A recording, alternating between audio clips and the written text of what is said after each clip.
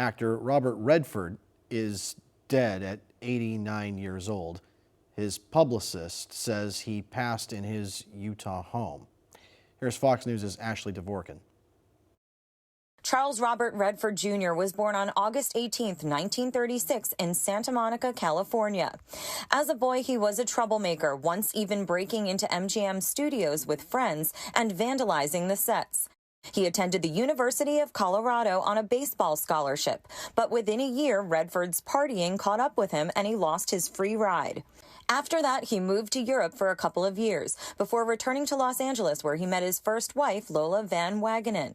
The two married in 1958 and relocated to New York City, where he studied painting and theatrical design at the Pratt Institute and the American Academy of Drama. At the time, Redford said acting seemed ludicrous, but his friends encouraged him to give it a try. Introducing Robert Redford. After a few stints on Broadway and TV, he was cast in the 1963 Neil Simon production of Barefoot in the Park.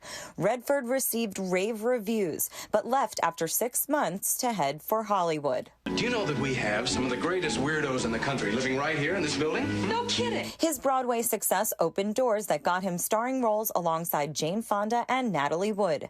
But his big break came in 1969 when he was cast opposite Paul Newman in Butch Cassidy and the Sundance Kid. Just one clear shot, that's all I want. Come on. We got to. Get away from me. Why? I want to fight him. No, we'll jump. I can't swim! The film made Redford a star, earned 6 Academy Award nominations, and launched one of movies' most enduring on-screen teams. Well, that ought to do it. The 1970s made Redford a Hollywood heartthrob. He played opposite Barbra Streisand in The Way We Were, starred in the Oscar-winning The Candidate, and again teamed up with Newman in The Sting. The great Henry Gunn. In 1976, Redford produced and starred opposite Dustin Hoffman in All the President's Men, about the Watergate scandal, adapted from the book by Woodward and Bernstein. I want to talk about Watergate. I know that We're not going to talk about that subject. Despite his success, Redford shied away from the glitz of Hollywood.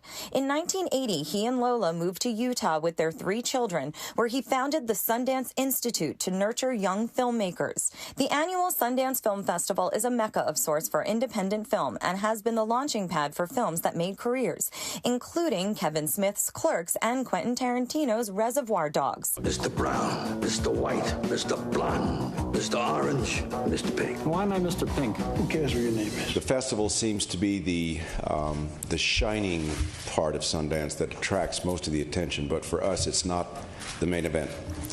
The main event is in development and discovery and support for new voices in independent film. Redford made his directorial debut with Ordinary People and won an Oscar. He and his wife divorced in 1985. The same year, he starred in the heartfelt love story Out of Africa with Meryl Streep. Farewell.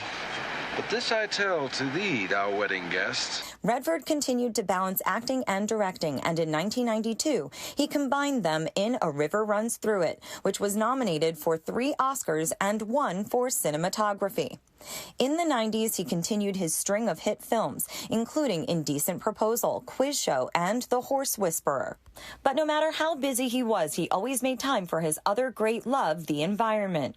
Long before it was fashionable to be green, Redford campaigned to preserve national parks and wildlife refuges, such as Barton Springs in Texas. My time in Austin every summer was hugely instrumental in me shaping an early opinion about the value of nature and the relationship between human beings and nature. In 2007, Redford introduced environmentally focused programming on the Sundance Channel, the TV network he launched in 1996. The green is the place for the latest in green living. His film success continued into his 70s, with pictures like Charlotte's Web and Lions for Lambs, and he remarried in 2009 to German-born artist Sybil Zaggers. Then I think the glory of art is that it can not only survive change, we can lead it. As an artist, I just can't think of a better life than the one that I've been blessed with.